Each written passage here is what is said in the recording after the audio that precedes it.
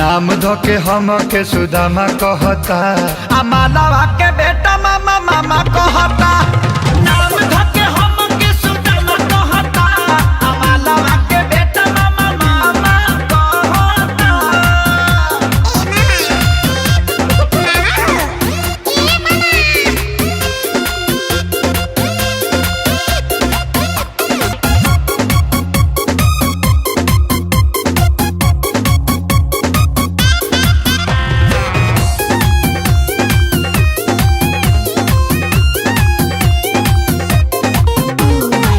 एक त 5 साल लागल मोहब्बत भुलावे में, दर्द बढ़ावे खातिर आइल फेर गावे में।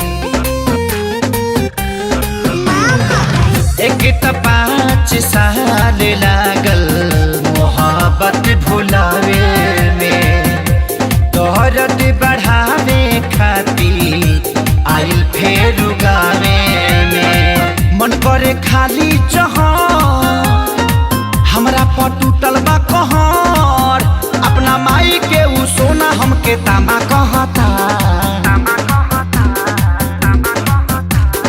नाम धोके हम के सुदामा कहता, आ मालावा के बेटा मामा मामा कहता। नाम धोके हम के सुदामा कहता, आ मालावा के बेटा रे मारे रे झापड़ में हाथ देला भाग तहरी माई।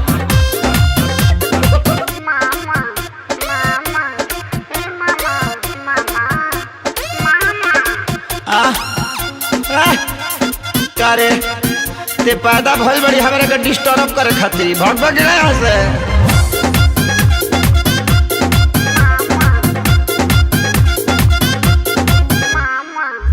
मारेला देहतिया ताना होई न बारदास जी, पूरा इज्जत के हमारा भइल सत्यानाश जी। मारेला देहतिया ताना होई न बारदास जी, पूरा इज्जत में भाई हो गइल बास जी।